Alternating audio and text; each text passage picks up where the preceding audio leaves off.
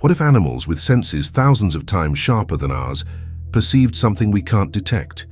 Something so disturbing, so fundamentally wrong, that even dogs trained for years to ignore absolutely any distraction and focus exclusively on following a human trail simply refuse to move forward. I'm not talking about dogs losing a trail because the scent was interrupted or because they became confused. I'm talking about dogs that clearly established a trail, that knew exactly where the missing person went, but that stopped at a specific point and said, "In the only way dogs can say, I'm not going any further than this, no matter how much you encourage me, no matter how much you command me, something is profoundly wrong, and my survival instinct is screaming at me not to take another step." This happened. It's documented. There are videos of experienced handlers, people who have spent decades working with search and rescue dogs, literally with tears in their eyes because they can't understand why their dogs, animals they've trusted with their lives in hundreds of previous operations, are refusing to do the job they've been meticulously trained for. And it wasn't one dog having a bad day or being temperamental. It was multiple dogs of different breeds, with different handlers, brought from different states, all reacting in the same impossible way in the same specific location. Some literally whimpering, emitting sounds of fear their handlers had never heard from them before. Others physically backing away, pulling screeching in the opposite direction with such force that it nearly knocked handlers over. One of the dogs, a German Shepherd with 7 years of impeccable experience and over 200 successful searches, simply sat down and refused commands, behavior so out of character that its handler initially thought the dog was sick or injured. Stay with me until the end, because what you're about to discover could completely change how you think about search and rescue, about the trust we place in technology and training, and especially about the possibility that there are aspects of certain places, certain circumstances, that our limited human senses simply cannot perceive, but that animals immediately detect and recognize as danger. Have you ever stopped to think about how many times your own dog, even a common domestic dog without any special training, has refused to enter a certain room, or walk down a certain street, or go in a specific direction during a walk for no reason you could identify? And you probably assumed it was something trivial, an unpleasant smell or a noise you didn't hear. But what if, in some cases, in specific places, dogs are detecting something much more significant, something we should take extremely seriously, instead of simply trying to force them to ignore it? This is the story of Emily Parsons, an 8-year-old girl who disappeared in Olympic National Park in Washington in June 2016. And it's the story of 3 teams of certified search dogs, among the best in the country, brought in specifically to find her, who perfectly established her trail, followed in the right direction, and then all stopped at the same point and refused to continue. Absolutely refused. And at that point where they stopped, approximately 50 meters from the trail where Emily was last seen by her parents, there was nothing obvious to explain the dog's behavior. No dangerous cliffs, no visible wildlife, no unusual geological features. Nothing that human teams who meticulously searched the area could identify as a reason for extreme canine fear. And here's the most chilling aspect. Emily was never found. No body, no clothes, no backpack she was carrying. No trace of her beyond the trail the dogs followed to the point where they all stopped. It's as if she walked to that specific location and then ceased to exist physically. And the dogs, with their 300 million olfactory receptors compared to the meager 6 million humans have, with the ability to detect odors in concentrations thousands of times lower than we can, with senses that include not only smell, but also the ability to detect magnetic fields, infrasound, subtle changes in air composition. All these dogs said through unmistakable behavior, there is something terribly wrong here, something I will not approach, something that violates my deepest instincts in a way that years of training cannot overcome. What were the dogs detecting? Why did even the most trained and reliable tools we have for finding lost people fail, not because they lost their capability, but because they refused to use that capability? And most importantly, what happened to Emily Parsons in those 50 meters between the last place she was seen and the point where all the dogs stopped? These are questions we will explore in every disturbing detail, because there is something happening here that defies not only simple explanation, but our fundamental understanding of how searches work and what may be hidden in national parks that we visit, assuming they are understandable and safe environments. Before we delve into Emily's full story and the impossible behavior of these dogs, I need to ask you something that will make a real difference.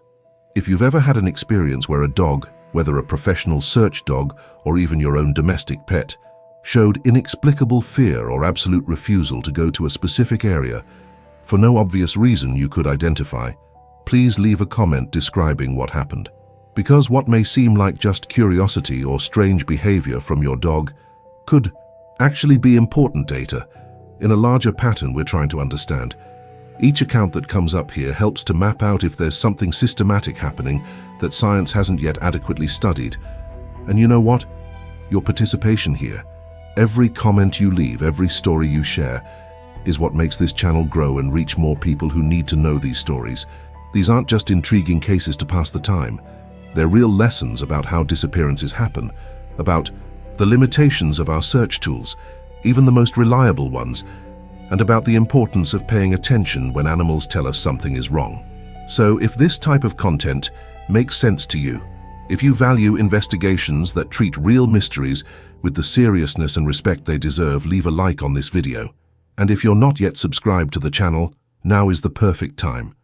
Click that subscribe button and activate the bell, because every week we explore aspects of disappearances in national parks that defy explanation, but are based on documented real cases. You're not just a viewer here. You're part of this community of people who want to understand uncomfortable truths about the places we visit, who recognize that there's much more going on than official narratives often admit. Now, with you by my side in this investigation, we're going to get to know who Emily Parsons really was, because before becoming a disappearance statistic, before becoming a case that defies explanation, she was an 8-year-old girl with a loving family, a vibrant personality, a life full of promise that was interrupted in a way that no one can fully understand.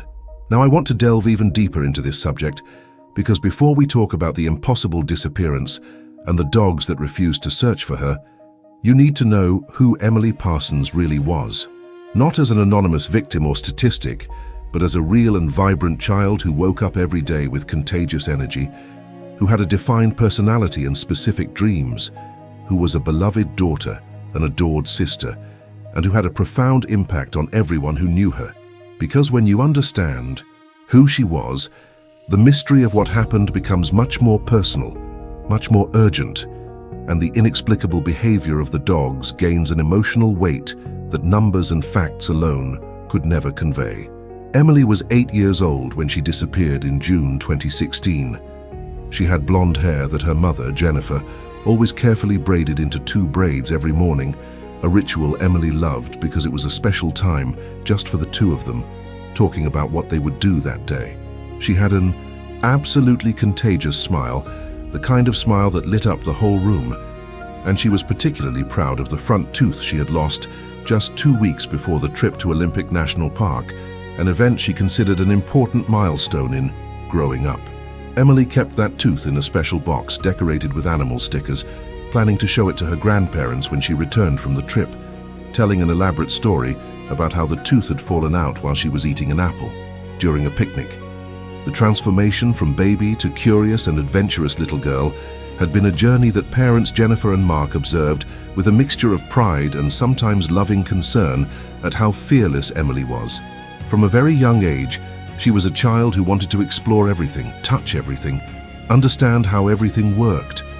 But unlike some impulsive children who act without thinking, Emily had a curious yet careful mindset. She asked questions before acting, listened attentively to instructions, and had repeatedly demonstrated that she could be trusted with responsibility appropriate for her age.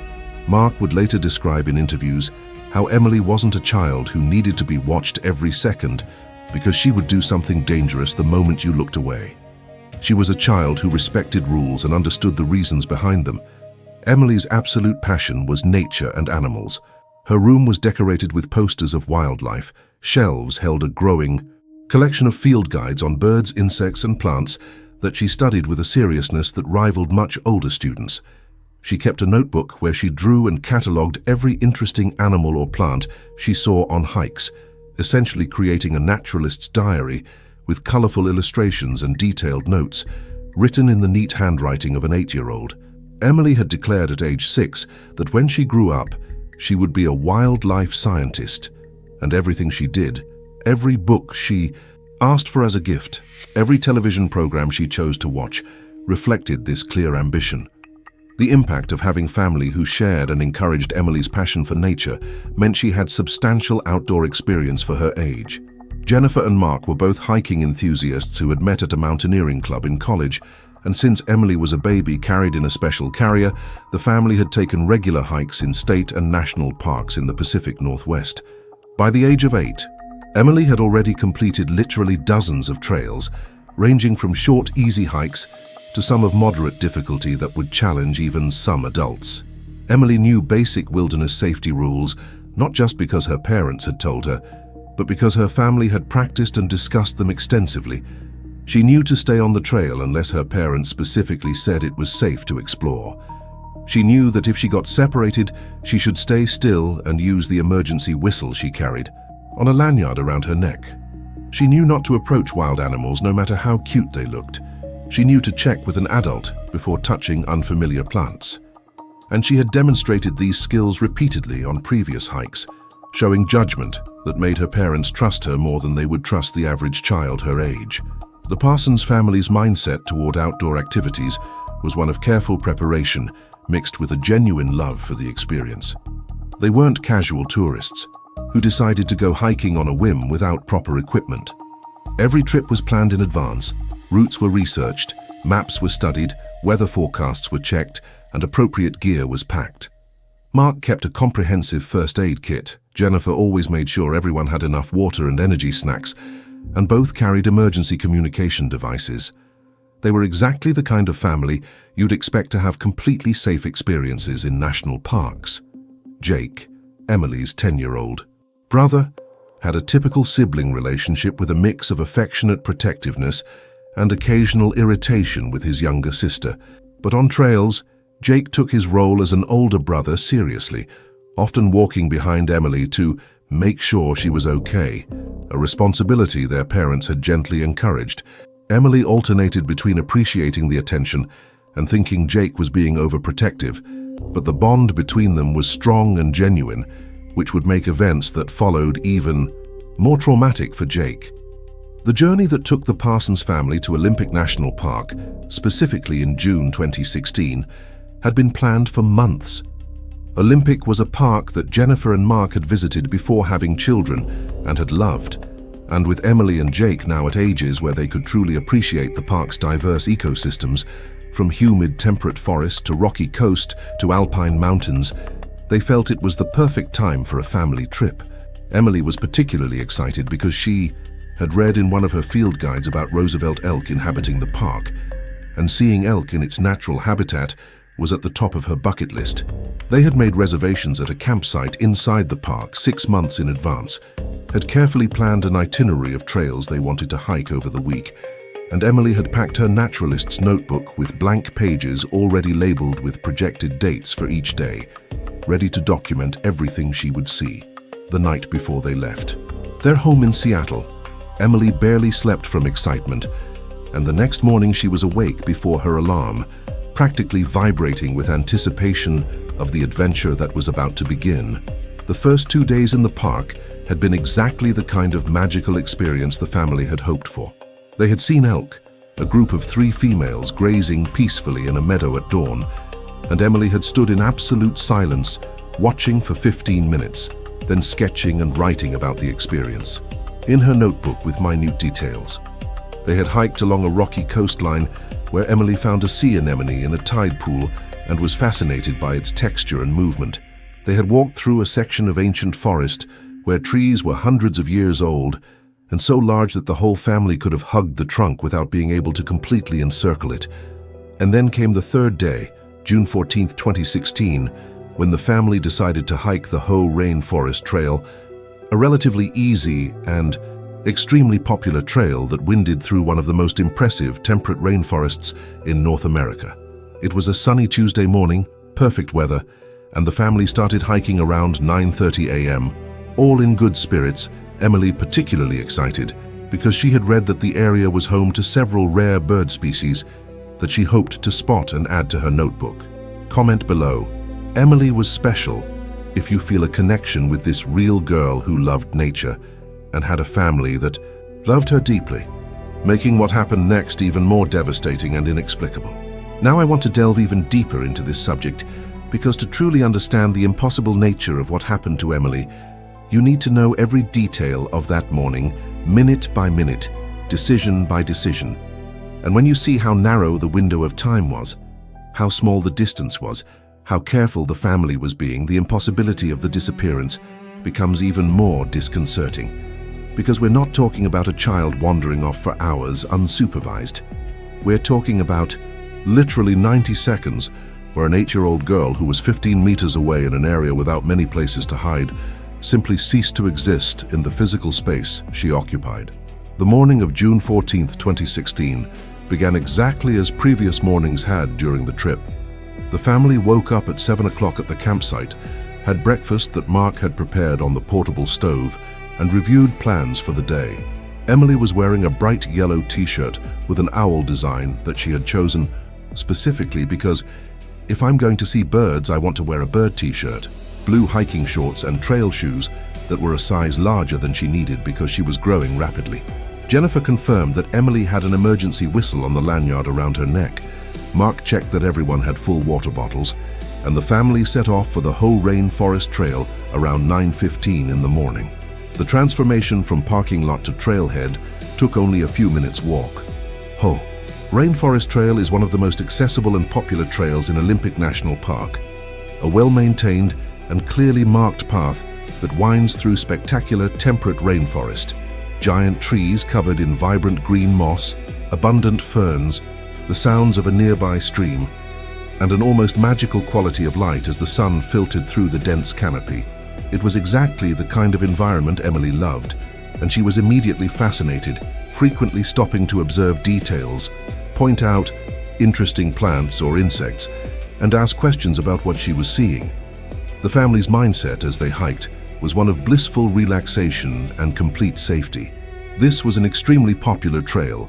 There were multiple other families and groups walking in both directions, some stopping to take photos, others resting on benches placed at scenic viewpoints along the way. It wasn't remote and isolated wilderness. It was a controlled and social environment where you were never truly alone. There were always other people visible or audible nearby. The trail itself was wide and well-defined, impossible to get lost or accidentally stray from. It was exactly the kind of place where parents feel comfortable letting children have a little autonomy to explore within clear boundaries. Emily was walking in a configuration that the family often used. Jake a few meters ahead, Emily behind him, Jennifer behind Emily, and Mark bringing up the rear a few meters behind Jennifer. This allowed Jake to feel independent while still being supervised. Emily was always surrounded by adults, and Mark could observe the entire group. They had walked this way for approximately 20 minutes, covering perhaps a mile of trail, stopping occasionally to observe something interesting or take pictures. The pivotal moment that would change everything began when Emily suddenly stopped and pointed to the left of the trail, saying with restrained excitement so as not to startle her, "Mum, look, I think it's a varied thrush," a bird name she had learned from her field guide. Jennifer stopped and looked in the direction Emily was pointing, and indeed there was a bird with characteristic colorful plumage perched on a low branch about 15 meters into the vegetation beside the trail. Emily was vibrating with excitement because the varied thrush was on her list of birds she hoped to see in the park. Jennifer and Mark exchanged a glance, that silent communication parents develop, assessing whether it was safe to let Emily go closer for a better look. The vegetation wasn't particularly dense in that section. There was reasonable visibility, and 15 meters wasn't far. Jennifer said, "You can go look closer, but stay where we can see you. Don't go any further than that, and if the bird flies away, you come back immediately, okay?" Emily enthusiastically agreed, already moving carefully toward the bird, clearly trying not to scare it. The deliberate and controlled steps of a child who knew how to observe wildlife without disturbing it. Emily's journey through the next few moments is something Jennifer and Mark would endlessly recount to investigators, to themselves, searching for any detail they might have missed, anything to explain the impossible. Emily walked carefully off the trail, moving between ferns and around a fallen log, keeping her eyes fixed on the bird. Jennifer watched her go, then briefly turned her attention to Jake, who was a few meters ahead on the trail and had stopped to drink water. Mark had bent down to adjust a bootlace that had come loose. The family continued their slow, casual movement along the trail, Jennifer and Mark both glancing periodically in the direction Emily had gone. The critical moment, those 90 seconds that would transform a normal family into protagonists of an impossible nightmare, was later reconstructed through multiple interviews and even trauma therapy, where Jennifer and Mark attempted to establish a precise timeline. Jennifer looked in Emily's direction and saw her standing watching the bird, approximately 15 meters from the trail, clearly visible through vegetation. This was confirmed by a timestamp on a photo Jennifer took of Jake drinking water, showing that it was 10 o'clock and 4 minutes. Jennifer then turned to call Mark so that he could also see Emily watching the bird, a brief conversation that lasted perhaps 20 to 30 seconds. When Jennifer turned her attention back to where Emily had been, she didn't see her immediately. She assumed Emily had moved slightly, perhaps trying to follow the bird if it had jumped to a different branch or had bent down to look at something on the ground. Jennifer called out, "Emily, where are you, dear?" in a normal, not alarmed tone, expecting an immediate response or to see Emily rise from behind the fern. There was no answer. Jennifer called again, a little louder, "Emily." Silence. Mark, detecting the change in Jennifer's tone, immediately began to move in the direction where Emily had gone, Jennifer quickly following. The transformation from mild concern to escalating panic took only seconds. Mark reached the approximate spot where they had seen Emily birdwatching, an area identifiable by a specific configuration of fallen tree trunks and ferns.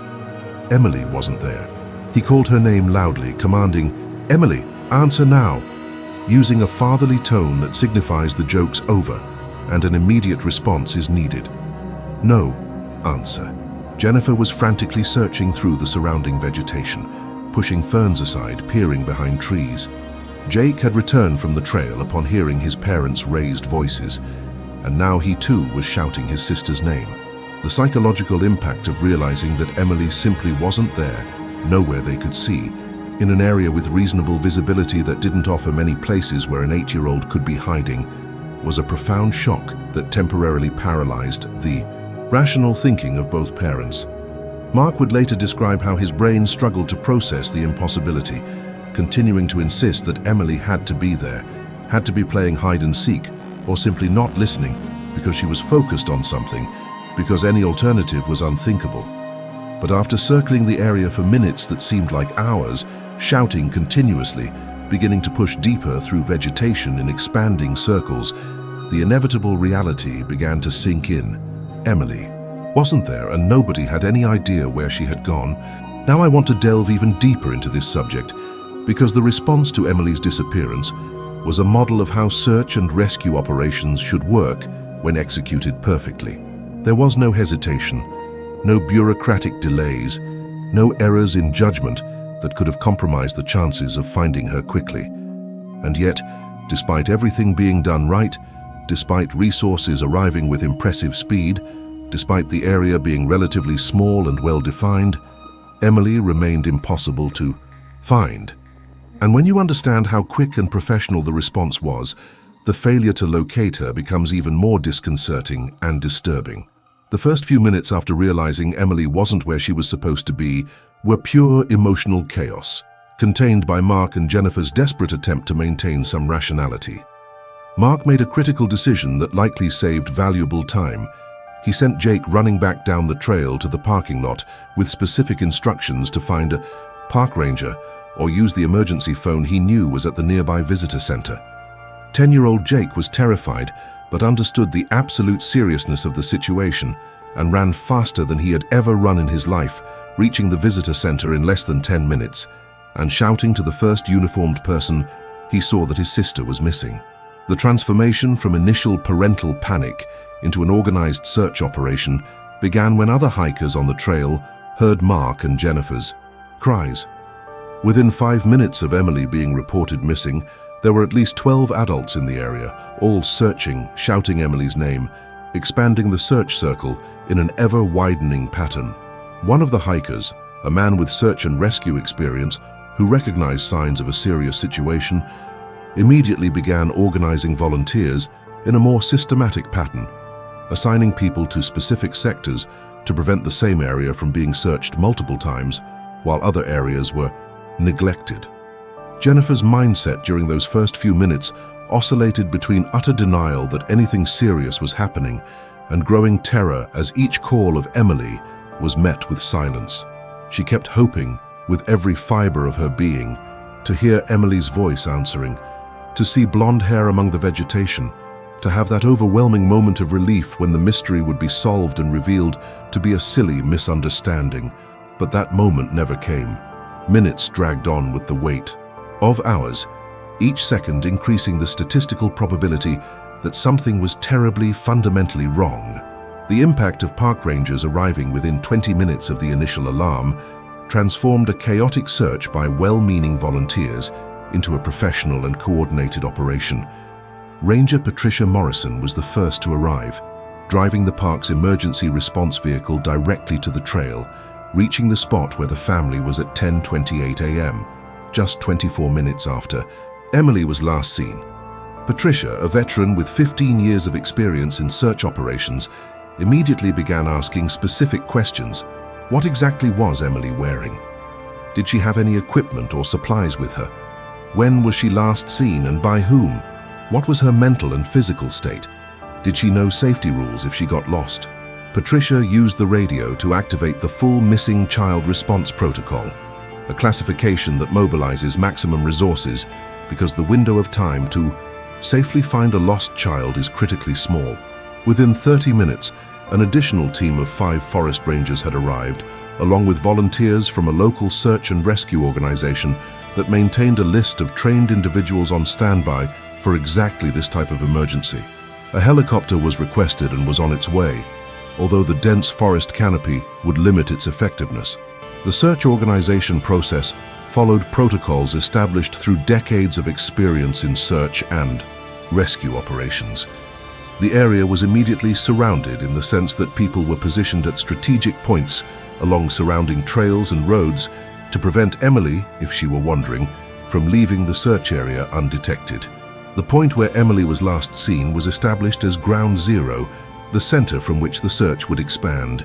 Teams were organized into groups of 3 to 4 people, each team assigned to a specific sector defined by GPS coordinates with instructions to systematically search their sector and report any findings no matter how insignificant they seemed.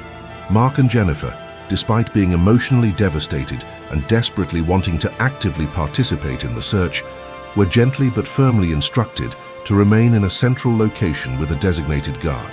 This is standard protocol for multiple reasons. Panicked parents can inadvertently contaminate the search area. They can get lost themselves, requiring additional resources.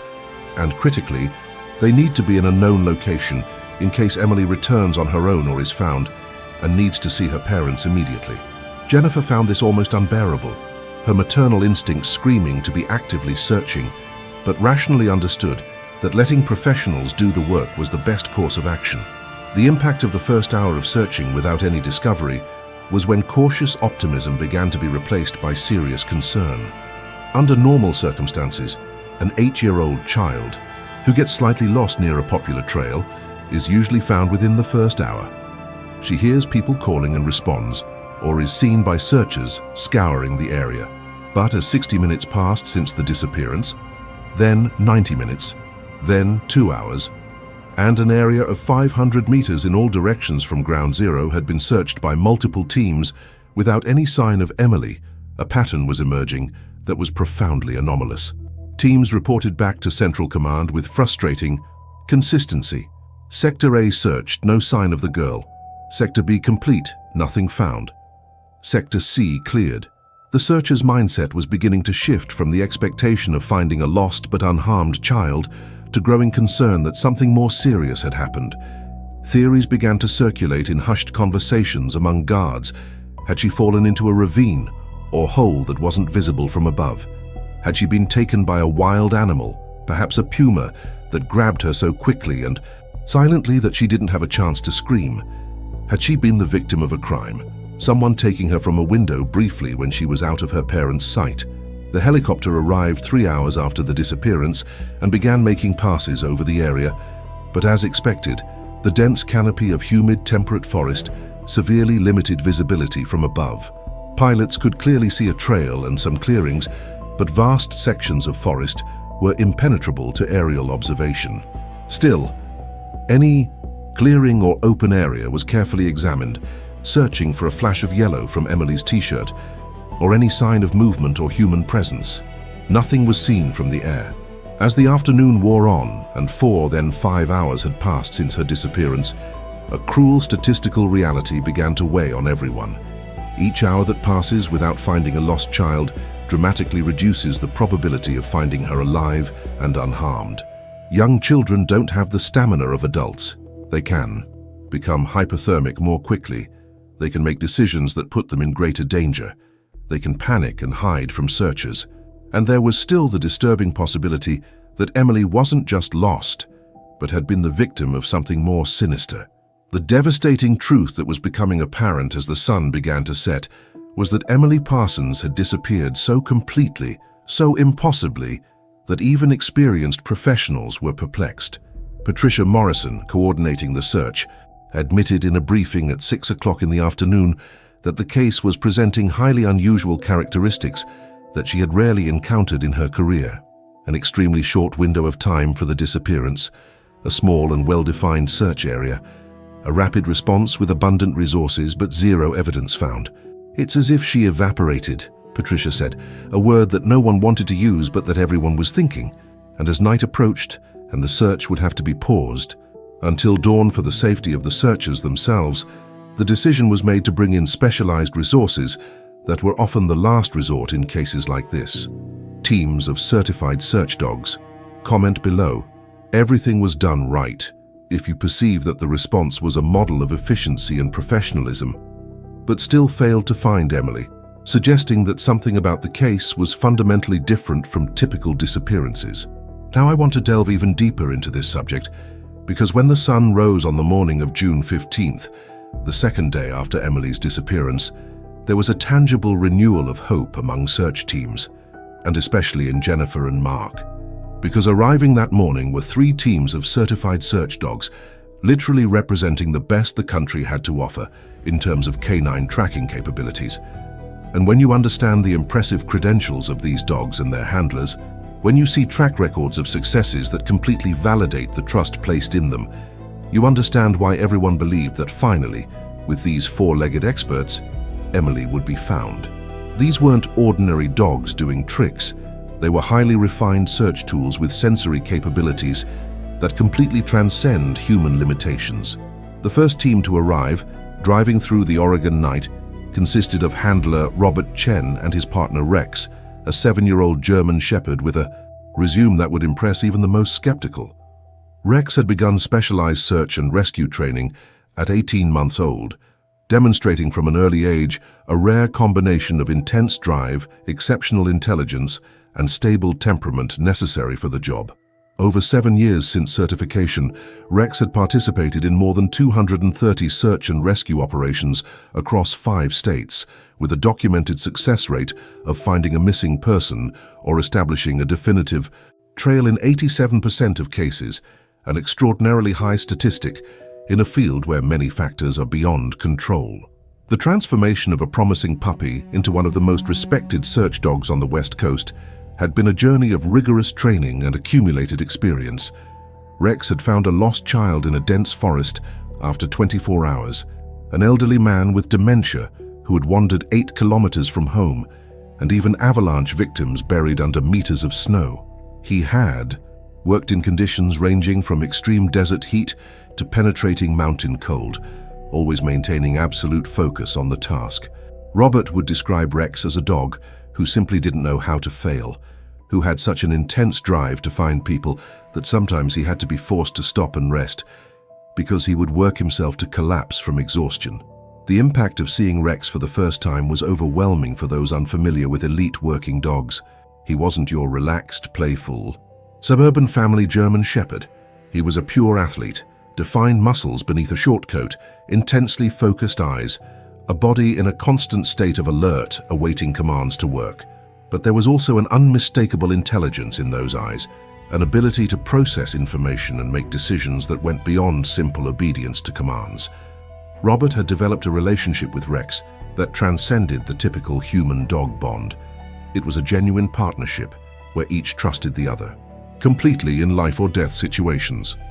The second team arrived from Idaho, a handler named Sarah Martinez and her 5-year-old bloodhound Luna, representing a breed known for centuries as having the most developed olfactory capacity of any dog. Bloodhounds have up to 300 million olfactory receptors, compared to about 220 million in German Shepherds and a meager 6 million in humans. But Luna was exceptional even within an exceptional breed, having demonstrated the ability to follow trails for over 72 hours in conditions where most dogs would completely lose their scent. Sarah's mindset when working with Luna was one of profound respect for sensory capabilities that she, as a human, could never fully comprehend. Sarah described the experience of observing Luna work as witnessing a completely alien form of perception, where Luna was processing olfactory information in layers of complexity that humans cannot even imagine. Luna could distinguish between the scents of different people, could follow a specific trail even when dozens of other human scents intersected, and could detect scent molecules in concentrations so low that it would be like a human detecting a drop of food coloring dissolved in an entire Olympic-sized swimming pool. Luna had amassed a remarkable track record of success over the 5 years since her certification. She had tracked a fugitive through complex urban terrain where hundreds of overlapping human tracks intersected. She had found an autistic child who had wandered into the woods and was hiding silently, unresponsive to calls, a situation where a visual search would have been nearly impossible, but Luna had followed a direct trail to her. She had even worked on criminal investigations, establishing trails that placed suspects at crime scenes, evidence that contributed to convictions in court. Luna's journey from adorable puppy with comically large ears to respected professional had been a rigorous selection process followed by years of specialized training.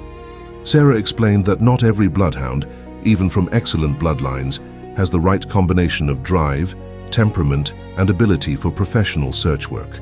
Luna had demonstrated from a very young age that she was special, maintaining focus on the trail when distractions would have led a less dedicated dog astray, working for hours without losing enthusiasm, always wanting to continue even when the task seemed impossible.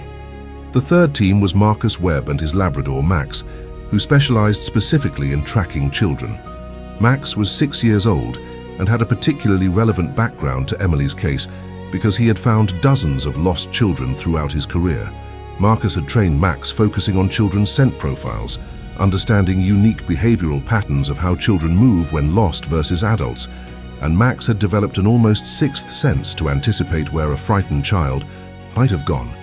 Max's track record included cases that were legendary in the search and rescue community. He had found 4-year-old twin brothers who had wandered off from a family campsite and were hiding in a hollow log, too terrified to respond to shouts. But Max had sniffed directly to them.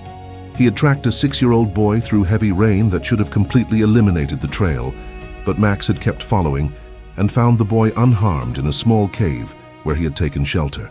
He had even found a child who had been taken for non-custody in a parental dispute, following a trail through multiple vehicle changes based on transferred scent molecules.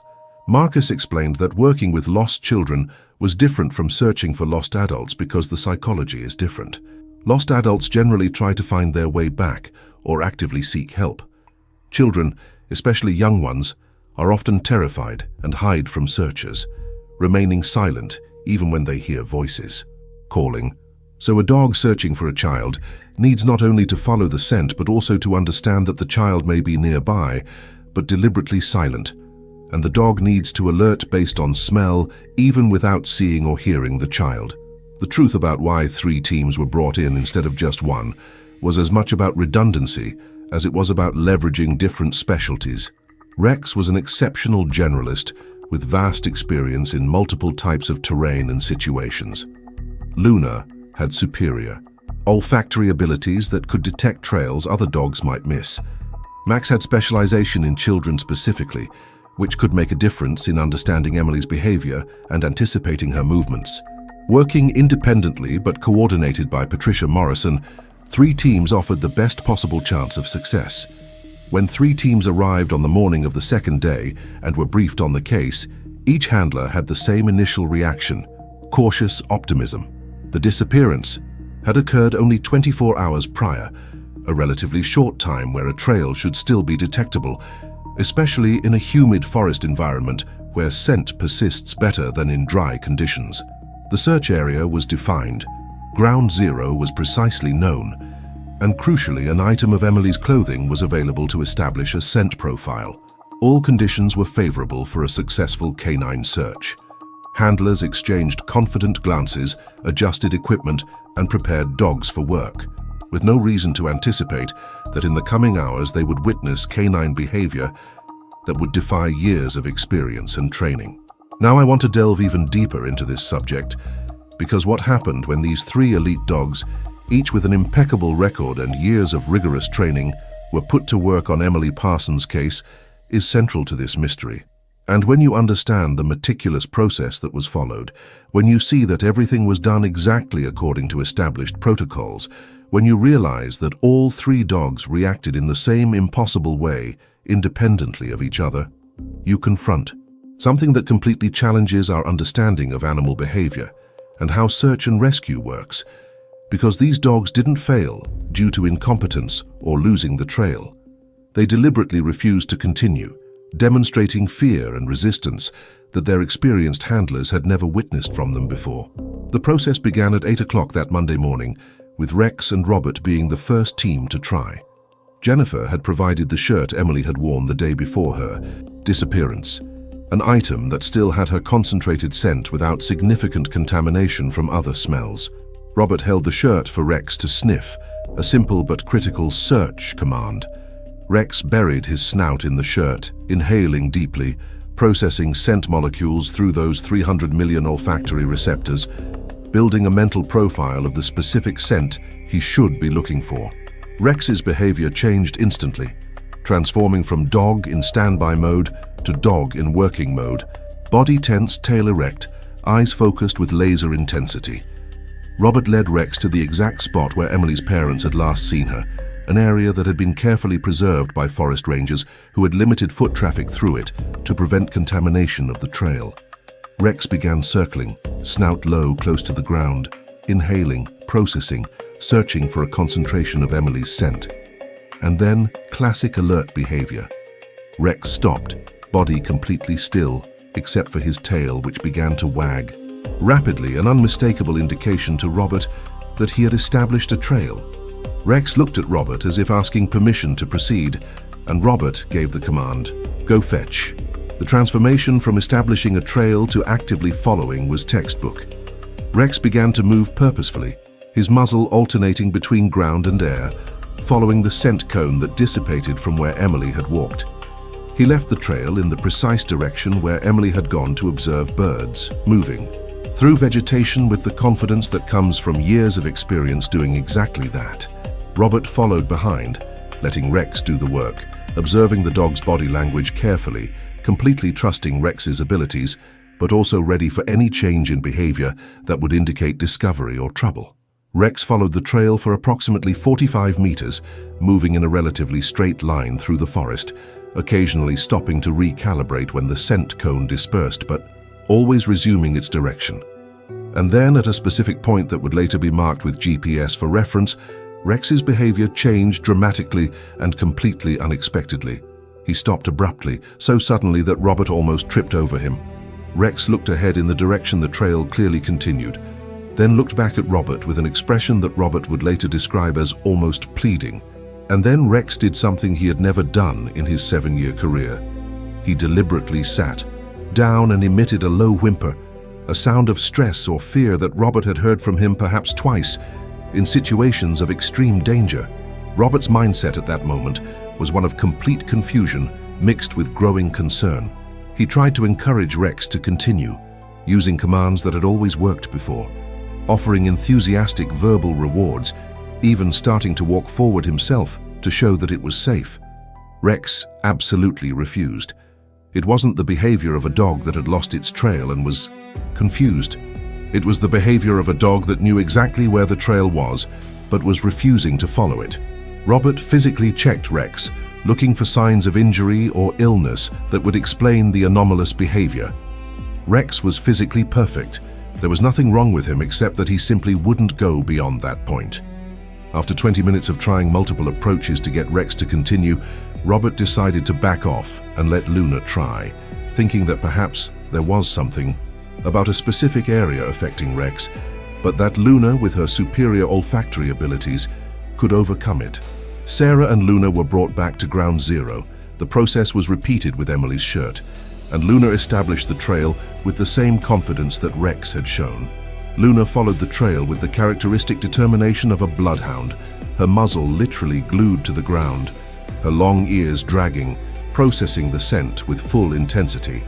She followed an almost identical path to the one Rex had taken, independently confirming that the trail was there and clear. The impact of Luna also stopping at the approximate same spot, just 2 meters from where Rex had stopped, was a profound shock to Sarah and everyone watching. But Luna's behavior was different from Rex's in a way that was equally disturbing. Luna didn't sit and whimpered. She physically recoiled, pulling with enough force to almost tear it from Sarah's hands, trying to go back in the direction they had come from. Sarah, in 15 years working with bloodhounds, including 5 with Luna specifically, had never seen her do this. Luna was a dog that obsessively followed trails. Sometimes she had to be physically stopped from working because she would continue until she collapsed. But now she was actively trying to get out of that area, showing clear body language of wanting to be anywhere but there. Sarah tried to calm Luna, checking her surroundings for anything obvious that might be scaring her: a snake, a wasp's nest, any danger that could explain her reaction. There was nothing visible. Sarah tried to command Luna to continue, using a tone of voice that was both firm and encouraging. Luna, who normally obeyed commands without hesitation, completely ignored her, continuing to pull back, occasionally glancing nervously ahead, as if she could see or smell something Sarah couldn't detect. After 15 minutes of Luna completely refusing to move beyond that point, Sarah also had to acknowledge defeat and retreat. The journey through the third attempt with Max and Marcus brought a slightly different variation of the same impossible behavior. Max confidently followed the trail, confirming once again that Emily's trail was clearly present and detectable. He moved through vegetation until he reached approximately the same point where Rex and Luna had stopped. And then Max showed signs of acute stress that Marcus recognized from situations where Max had detected real and imminent danger. Panting heavily despite not being exhausted, tense body, lowered tail, even slightly bristling fur along his spine. Max didn't try to retreat as Luna had done, nor did he sit down like Rex, but stood still staring straight ahead, clearly detecting something but absolutely refusing to go towards it. Marcus, experienced enough to know when something was fundamentally wrong, didn't try to force Max beyond the point where the dog was comfortable. Instead, he observed Max carefully, trying to understand what the dog was perceiving that he couldn't. Marcus walked a few meters past where Max was, calling Max to follow. Max took a few hesitant steps, then stopped again, showing all the signs of not wanting to continue. Marcus returned to where Max was and allowed the dog to dictate the decision, recognizing that years of training wouldn't overcome survival instinct if Max was detecting genuine danger. When 3 handlers met with Patricia Morrison to discuss impossible results, the atmosphere was one of profound perplexity mixed with deep concern. 3 dogs of different breeds with different handlers, using slightly different techniques, had all clearly established a trail. All had followed approximately the same path, and all had stopped at virtually identical points, displaying anomalous behavior that their handlers had never witnessed. And critically, the behavior wasn't about losing the trail or becoming confused. The behavior was about detecting something beyond that point that they instinctively recognized as danger, or as a reason not to proceed. Something so strong that years of training to ignore distractions simply weren't enough to overcome. Comment below. The dogs knew something. If you notice that when multiple highly trained dogs show the same refusal behavior in an identical location, it's not a coincidence, but an indication that they are detecting something real that humans cannot perceive. Now I want to delve even deeper into this subject, because when 3 elite dogs refuse to continue working at the same specific point, the inevitable question that arises is, what exactly are they detecting that humans cannot? And to answer that properly, you need to understand not only how superior canine sensory capabilities are compared to humans, but also the full range of stimuli that dogs can perceive that are completely outside our perceptual reach. And when you consult experts in canine behavior, sensory biology, and even geology, a fascinating spectrum of possible explanations emerges, each plausible in isolation, but none fully satisfying all aspects of the observed behavior. Let's start with the obvious: canine olfaction. Dr. Alexandra Morrison, a researcher specializing in mammalian olfactory capabilities at Cornell University, explains that the difference between human and canine smell is not merely one of degree, but almost of kind. Dogs have up to 300 million olfactory receptors in their noses compared to a meager 6 million in humans. But more importantly, the portion of the canine brain dedicated to analyzing smells is proportionally 40 times larger than in humans. This means that dogs not only detect fainter smells, they process olfactory information in much more complex and sophisticated ways. The transformation of airborne scent molecules into processable information happens through a system that is a marvel of evolution. When a dog inhales, hair passes over olfactory epithelium where receptors bind to specific molecules, creating patterns of neural activation that the brain interprets. But dogs also have a vomeronasal organ, a specialized structure that specifically detects pheromones and other chemicals that carry information about other animals. And dogs' ability to detect extremely low concentrations means they can perceive odors that simply don't exist for humans, as if they were seeing colors that our eyes cannot process. So, the obvious theory is that the dogs detected a scent in the area, beyond the point where they stopped that humans couldn't detect, but which meant danger to them. A more plausible possibility would be the presence of a large predator, specifically a puma or bear, that had left territorial scent markers. These markers, through urine, feces, or scent glands, communicate to other animals, "This is my territory. Enter at your own risk." And dogs, being descended from wolves with instincts still partially intact, could have responded to these markers with appropriate fear of a larger and more dangerous predator. Dr. James Chen, a wildlife biologist specializing in large carnivores, believes that predator theory makes sense in the context of national parks where cougars and bears certainly exist. Cougars, in particular, are known for being extremely territorial and for extensively marking their territory. And the behavior of dogs, especially Max, showing bristled fur and a defensive posture, is consistent with detecting a potential predator. But there are significant problems with the theory. First, human teams searched the area beyond the point where the dogs stopped and found no sign of a bear or cougar, no footprints, no droppings, no claw marks on trees, nothing. Second, search dogs are specifically trained to ignore wildlife and focus on human tasks, and these specific dogs had worked in areas with predators before without showing fear that prevented them from working.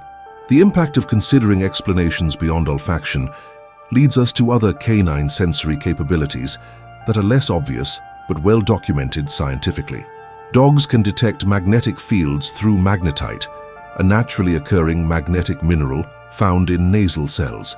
Research has shown that dogs prefer to align their bodies along a north-south axis when defecating or urinating in calm conditions, suggesting they are detecting and responding to Earth's magnetic field. And there is evidence that disturbances in local magnetic fields caused by mineral deposits or geological activity can affect canine behavior. Dr. Patricia Torres, a geophysicist specializing in magnetic anomalies, was consulted to assess whether the specific area where the dog stopped might have unusual magnetic characteristics. preliminary surveying with a portable magnetometer showed that there was measurable variation in magnetic field intensity in the general area, likely due to iron-containing mineral deposits beneath the surface. But the variation was not dramatically greater than that found in many other forested areas, and there was no obvious reason why it would be strong enough to cause such an extreme reaction in dogs. Furthermore, if it were purely a magnetic anomaly, we would expect dogs to show disorientation or confusion rather than specific fear and a deliberate refusal to move forward.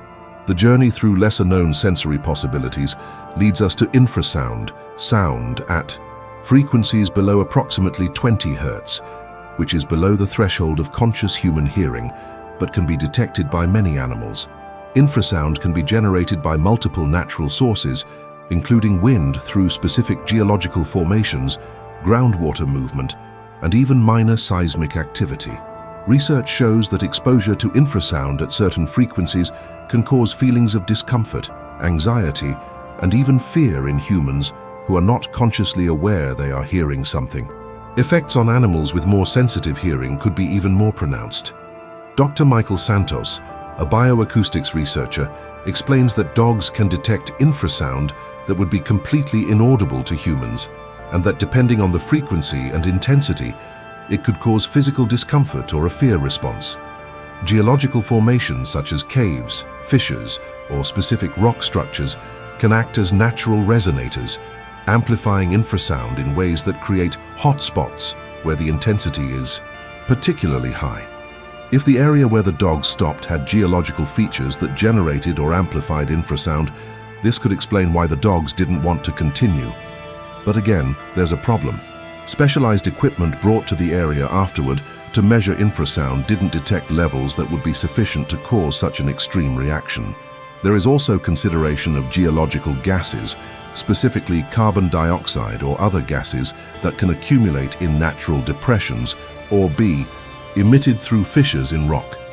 Carbon dioxide is heavier than air, can form invisible pockets in areas with poor air circulation, and in sufficient concentrations can cause anything from mild dizziness to loss of consciousness. Dogs, being lower to the ground where these gases would accumulate, could theoretically detect dangerous concentrations before humans and refuse to enter the area as an instinctive protective measure. The truth is that teams brought gas meters to the area and did not detect abnormal concentrations of carbon dioxide, carbon monoxide, methane, or other common gases. But Dr. Rebecca Morrison, a geochemistry expert, points out that there are less common gases that dogs could detect by smell in concentrations too low to affect humans, but which could still serve as a warning sign. Some sulfur compounds, for example, have extremely pungent smells at very low concentrations. If there was a minor geological emission of such a gas, dogs could detect it and associate the smell with danger, even if the concentration was not high enough to be dangerous. The impact of exploring all these possible theories is recognizing that each has merit but also limitations, and perhaps most disturbing is that no single theory satisfactorily explains why all three dogs, independently, stopped at virtually identical points and showed a refusal that violated years of training.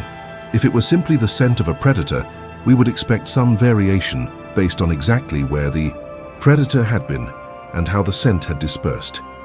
If it were a magnetic anomaly or infrasound, we would expect it to be reported in other contexts by other visitors or dogs. If it were gas, we should have detected it with instruments. There is also a more speculative theory that some animal behavior specialists mention, but with appropriate caution. Perhaps dogs are detecting something about Emily's fate itself. If she had died violently or traumatically in that area, or if she had been taken by someone with malicious intentions, could there be a set of chemical signals, sounds, or other stimuli that dogs associate with danger based on experience or evolutionary instincts? Dr. Morrison admits that this enters more speculative territory, but points out that dogs have demonstrated the ability to detect emotional states in humans through multiple subtle signals. If there was something about the area that literally smelled of fear through human stress pheromones, perhaps that would explain the canine reaction. Now I want to delve even deeper into this subject, because after the dogs refused to continue, the decision was made that human teams would search the area beyond the point where all 3 dogs had stopped, regardless of whatever had frightened the animals. And what happened in the following days of this intensive search reveals as much about the professionalism and dedication of search and rescue teams as it does about the profoundly frustrating nature of Emily Parsons' case. Because when you understand how meticulously that area was examined, how much technology was applied, how many people dedicated days of exhaustive effort, and then confront the result of absolutely nothing being found, you realize that the mystery is not just about anomalous canine behavior, but about a disappearance that defies all logic of how a person can be in a place and then simply not be. The transformation of a suspected area based on canine behavior into an intensive human search focus began immediately. After the 3rd attempt with Max failed, Patricia Morrison, coordinating the operation, made the decision that even if the dogs didn't want to go beyond that point, humans needed to go. The mindset was twofold. First, perhaps the dogs were detecting real danger, such as a predator or gas that humans needed to be aware of, but that with appropriate precautions, they could navigate. Second, and more importantly, if Emily had gone beyond that point, she needed to be found regardless of what had frightened the dogs. So a team of 6 experienced rangers, equipped with radios, first aid equipment, and instruments to detect potentially dangerous gases, deliberately advanced through and beyond the point where the dogs had stopped. The impact of the first pass through the area was nothing. Literally nothing extraordinary was found. The forest remained dense, but no denser than in previous sections. Vegetation consisted of ferns, mosses, and coniferous trees, typical of the humid temperate forest of the Pacific Northwest. The topography had slight undulations, but nothing dramatic. No hidden cliffs or deep ravines where a person could have fallen and become trapped. There were no obvious signs of dangerous wildlife, no bear or cougar tracks, no signs of digging or feeding that would indicate recent predator presence.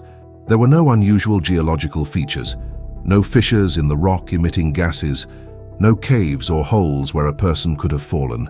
The team continued for 100 meters beyond the dog's location, then 200 meters, carefully searching, constantly calling Emily's name, looking for any sign that she had been there.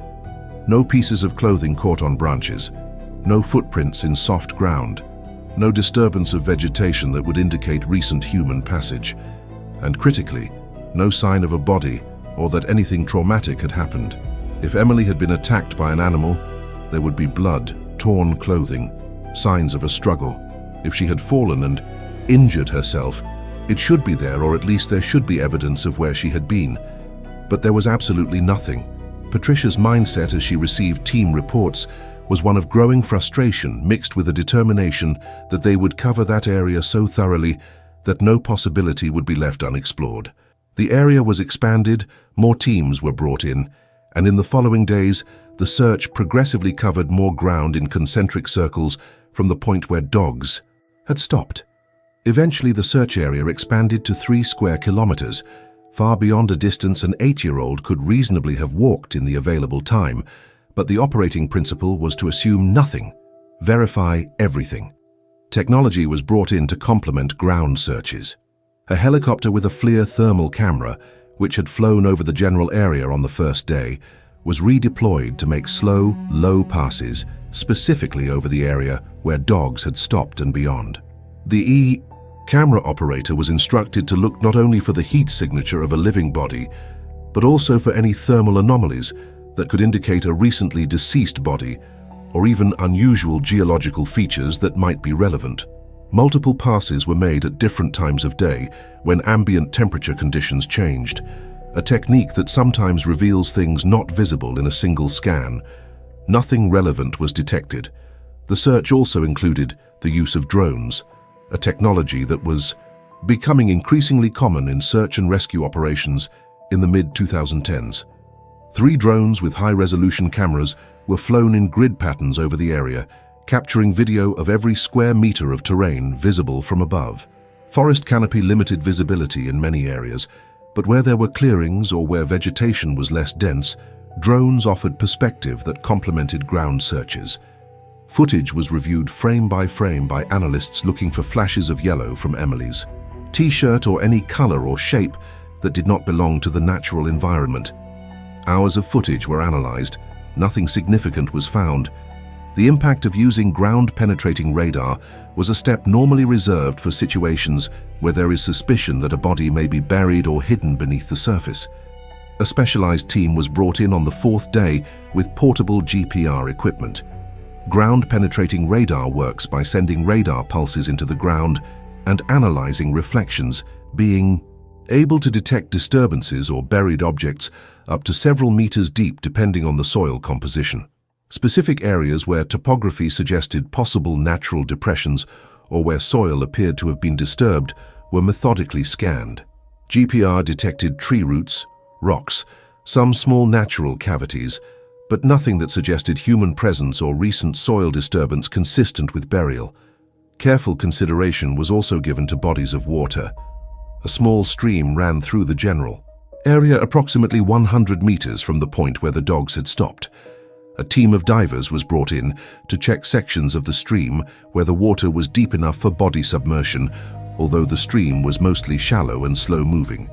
Divers found nothing but normal aquatic flora and fauna. Banks of the stream were walked and examined, looking for signs that someone had entered the water. Again, nothing was found. The frustrating truth that emerged after a week of intensive searching was that the area beyond where the dogs stopped revealed no secrets, no clues, no evidence that Emily Parsons had been there. And equally important, it revealed no obvious reason why the dogs would have refused to continue. There was no hidden danger that investigators could identify, no characteristics that made the area exceptional or particularly dangerous compared to the rest of the forest. It was, in every measurable aspect, ordinary forest in a well-managed national park. Patricia Morrison, in a final briefing before the active search was suspended after 12 days, was brutally honest about the situation. We searched this area as thoroughly as humanly possible using every available technology and technique. We did not find Emily. We found no evidence that she went beyond the point where she was last seen by her parents, and we found no satisfactory explanation for why 3 highly trained dogs refused to continue a trail they had clearly established. This case presents anomalies that I cannot explain based on decades of experience. The impact of this family admission was devastating. Jennifer and Mark had held on to hope through days of searching that each new technique, each new team, each new technology would finally reveal something. But as it became apparent that even the heroic efforts of hundreds of searchers were yielding no results, they had to confront the possibility that they might never know what happened to Emily.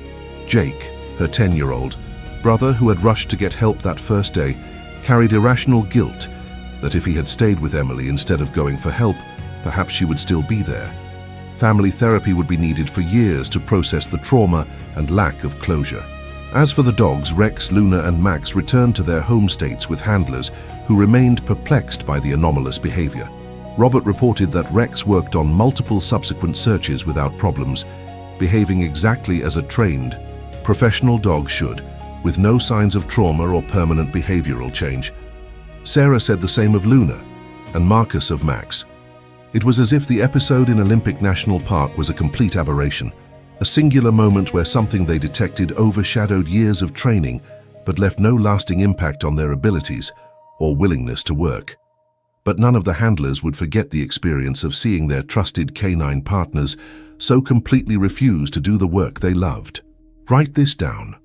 Search was successful. If you realize that the failure to find Emily or an explanation for the dog's behavior was not due to a lack of effort or resources, but because the case presents genuine mysteries that defy conventional solutions.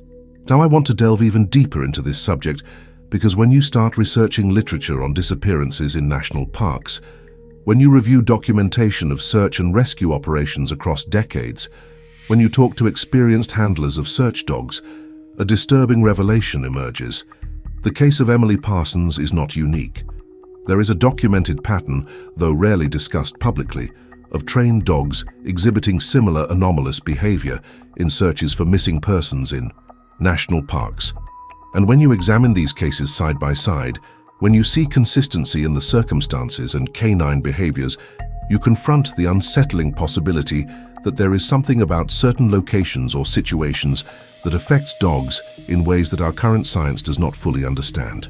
David Paulides, a former police officer and researcher who dedicated years to documenting unexplained disappearances in national parks through his series Missing 411, identified anomalous canine behavior as one of the recurring patterns in cases he considers particularly mysterious. Through Freedom of Information Act requests and interviews with hundreds of families and search and rescue professionals, Paulides compiled at least 18 cases where certified dogs initially set trails but then stopped, refused to continue, or displayed fearful or confused behavior that handlers described as completely out of character. And in most of these cases, the missing person was never found or was found under circumstances that defy logical explanation. Let's examine two specific cases that share disturbing characteristics with Emily's disappearance. The first occurred in October 2009 in Yosemite National Park, involving a 53-year-old man named Thomas Morrison, who was an experienced hiker and wildlife photographer. Thomas was hiking alone on a moderately popular trail when he failed to return at the expected time. A search was initiated within hours, and a tracking dog was brought in the following day. The dog, an experienced bloodhound named Duke, with a history of over 100 successful searches, clearly established Thomas's trail and followed it for approximately 1 kilometer off the main trail. The promising search turned into a baffling mystery when Duke abruptly stopped in a wooded area with no obvious distinguishing features. The handler reported that Duke displayed behavior he had never witnessed before. The dog began pacing in small circles, constantly whimpering, and when the handler tried to get him to continue, Duke literally lay down on the ground and refused to move. The handler, with over 15 years of experience, said it was as if Duke had reached an invisible barrier he simply wouldn't cross. Human teams searched the area extensively beyond where Duke stopped, but Thomas Morrison was never found. No trace of him, no explanation for his disappearance. Duke's handler mindset after the experience was one of profound bewilderment mixed with respect for his canine partner's instincts. He said in an interview, "Duke told me something that day. I don't know what it was, I didn't have the language to communicate specifically, but the communication was clear. Something about that area was deeply wrong, something his canine sense recognized as danger or as a reason not to proceed. And I've learned over the years that when a dog with Duke's history tells you something like that, you should pay attention, even if you don't fully understand."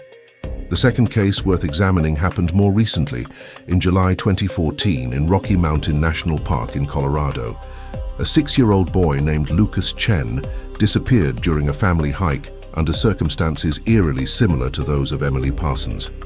Lucas had briefly left the trail to examine a squirrel he saw was less than 20 meters from his parents who could see him, and then, within perhaps 2 minutes when they looked again, Lucas was no longer there. A massive search was immediately mobilized.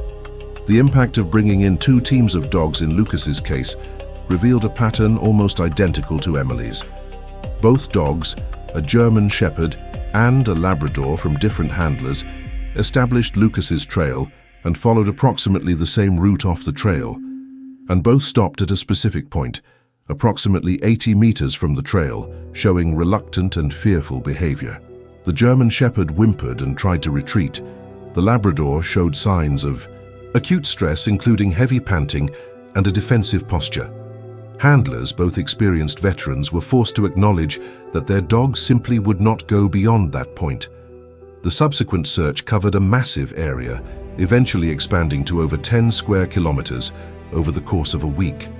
And then, in a way that defied all logic and probability, Lucas was found alive 8 days after his disappearance, approximately 6 kilometers from the trail where he had initially vanished, in a completely opposite direction from where the dogs had followed his trail. Lucas was severely dehydrated and hypothermic. He was lost, but survived. And when asked where he had been, 6-year-old Lucas couldn't give a coherent description. He would talk about getting lost, but then a nice man helped, but couldn't describe the man or explain how he had gotten so far, or why he was going in a different direction than where the dogs had indicated. Analysis of these cases and others, documented by Paulides reveals consistent elements that form a disturbing pattern. First, disappearances often occur in extremely short time windows while the person is briefly out of sight of others. Second, dogs initially establish trails, confirming that the person went in a specific direction. Third, dogs stop at specific points and refuse to continue, showing behavior of fear, stress, or reluctance. Fourth, the area beyond the point where the dogs stop typically reveals no obvious reason for canine behavior when searched by humans. And fifth, the person is often not found, or if found, is in a location that makes no sense based on where the dogs indicated they went. The uncomfortable truth that emerges from this pattern is twofold. Either there is something about certain areas in national parks that affects dogs in ways we don't understand, or there is something about the circumstances of certain disappearances that leaves sensory markers that dogs detect, but humans cannot.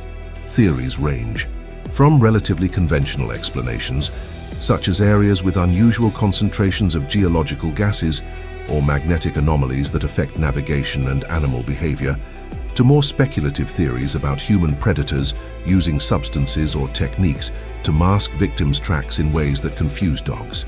Dr. Rebecca Santos, a veterinarian specializing in working dog medicine, offers a perspective based on treating many search dogs throughout her career. Search dogs are extensively trained to ignore distractions and focus on the task at hand.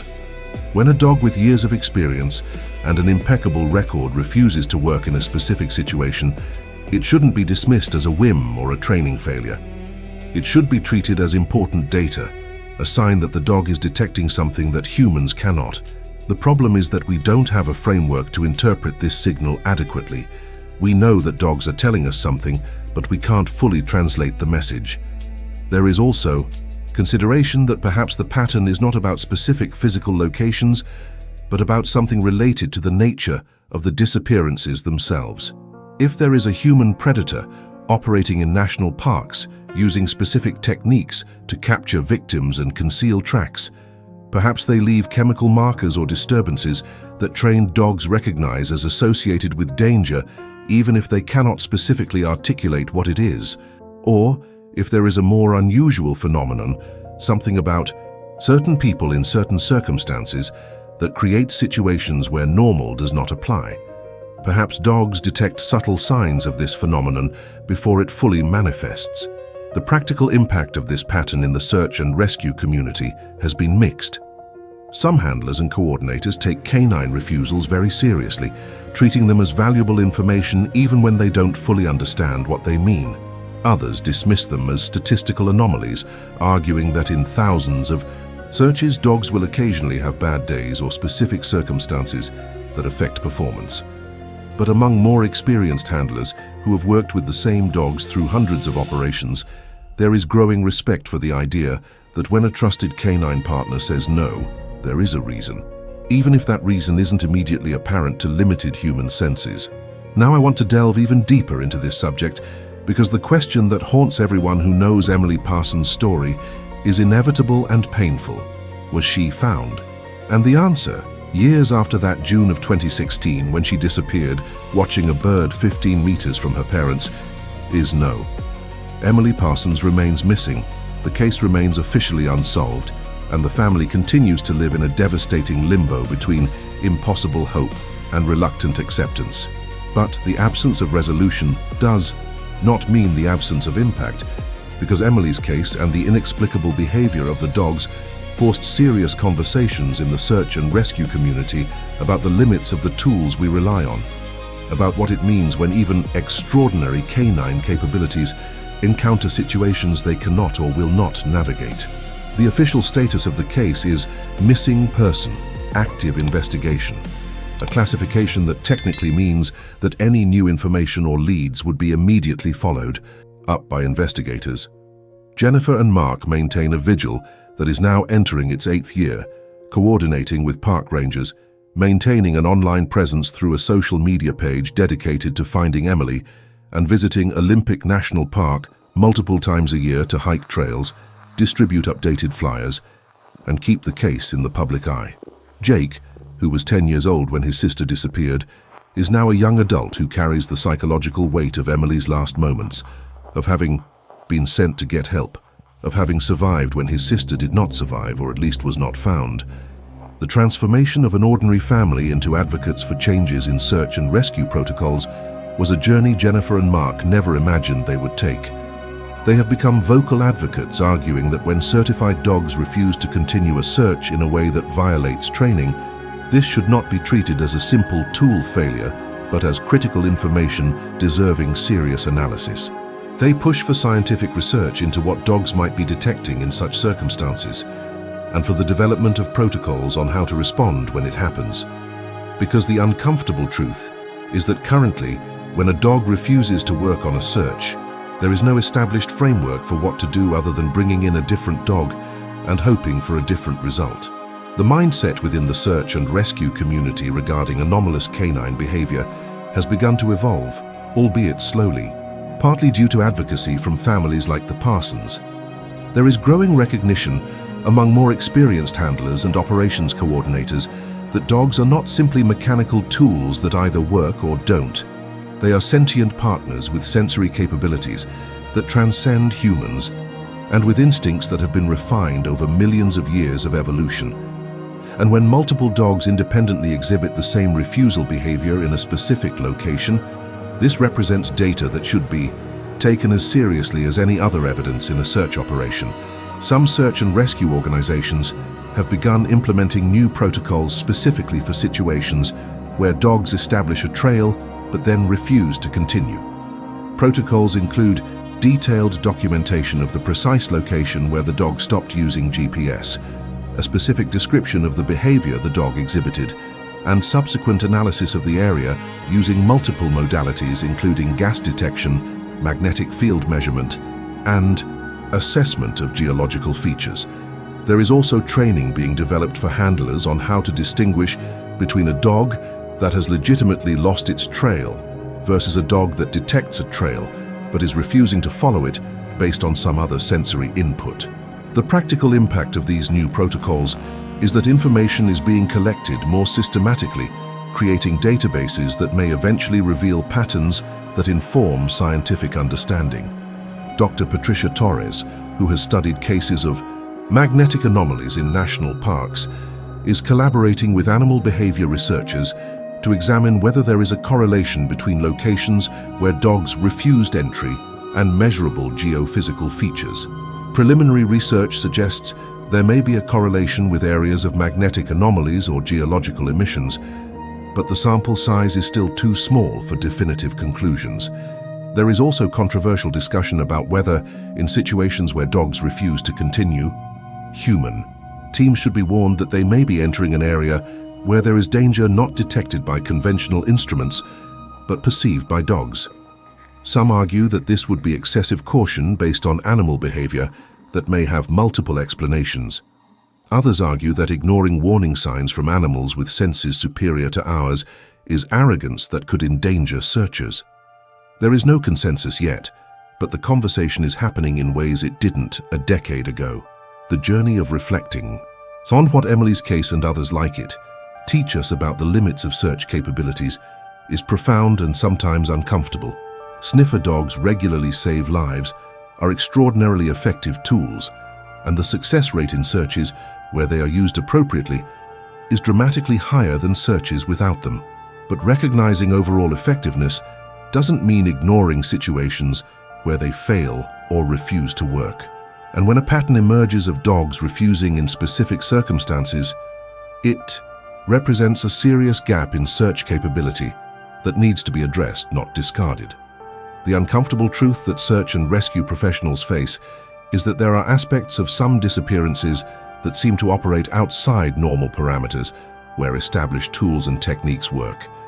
It's not the majority of cases, probably a small minority, but when it happens, the consequences are devastating because everything we do to find missing people depends on the premise that the person is somewhere physically accessible and detectable through the methods we have developed. When this premise is violated, when a person disappears in ways that defy detection, even with maximum resources, we are left without answers and families are left without closure. Dr. Michael Chen, a psychologist specializing in trauma for families of missing persons, has worked with the Parsons family and multiple other families in similar circumstances. He describes the unique impact of disappearances where even dogs couldn't help. There's a specific kind of helplessness that comes from knowing that literally everything possible was tried, that the most sophisticated resources available were applied, and yet a loved one wasn't found. There's no, if only we had done it differently to cling to because everything was done right. And that makes acceptance even harder because there's no human error to blame, no system failure to correct.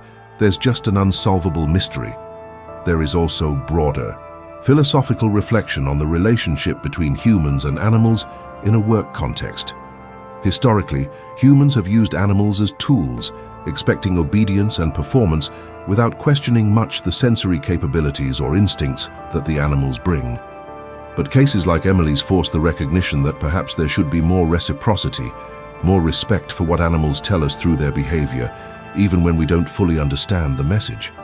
More experienced handlers already operate with this philosophy, trusting the judgment of dogs even when they don't understand the reason. But the wider search and rescue community and the general public are still learning this lesson. Mark Parsons eloquently put it in a recent interview. Those 3 dogs tried to tell us something that day. Rex, Luna, Max, they all tried to communicate that something was deeply wrong beyond that point in the woods. And we, with our human arrogance of thinking we know better, of trusting only what our limited senses can detect, didn't listen properly. I'm not saying that if we had listened we would have found Emily. I don't know if we would have. But I've learned since then that when an animal with senses thousands of times sharper than mine tells me that something is wrong, my response should be humility and attention, not trying to force the animal to ignore instincts that evolved for survival reasons. Write this down. Listen to the dogs. If you understand that when animals with extraordinary sensory abilities tell us something through their behavior, the appropriate response is to take it seriously, even when we don't fully understand it, and not dismiss it because it challenges human expectations. If you've made it this far, to this final point in the story of Emily Parsons and the dogs who refused to look for her, it's because you understand that there are mysteries in national parks that go beyond statistics or superficial explanations.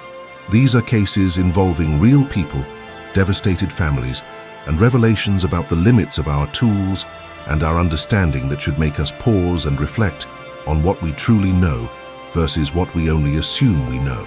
If you work with search and rescue dogs, or if you have a dog that has shown inexplicable fear or refusal to go into a specific area for no obvious reason, leave a comment here. Dogs know.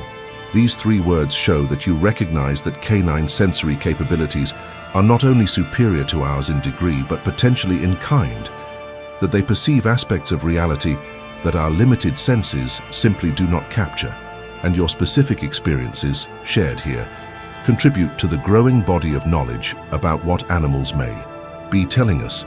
Subscribe to the channel to continue exploring cases of disappearances in national parks that defy conventional explanation, but are grounded in real documentation and serious investigation. Every week we delve into these stories with respect for the victims and their families, paying attention to emerging patterns and committed to never sensationalizing real suffering, but also never ignoring genuine mysteries just because they are uncomfortable. Leave a like on this video if Emily's story touched you, if the dog's behavior made you question what else might be happening in places we visit, assuming we fully understand them.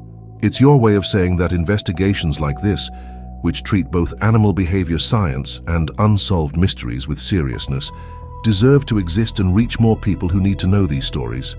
There's a video over here about other strange patterns in disappearances from national parks, including cases where people were found in locations that defy all logic about how they got there and what these patterns can tell us about aspects of parks that aren't discussed in tourist guides. If you want to continue this journey of understanding uncomfortable truths about places we love, click and continue with me there. And if you visit national parks, take seriously not only human safety rules, but also the signals that animals, whether dogs you bring with you or wildlife you observe, are giving about the environment. They perceive things we don't, and the humility to recognize this can be the difference between a safe experience and becoming the next unsolved mystery. Thank you for being here, for caring about Emily's story, for taking both science and mystery seriously. See you in the next investigation.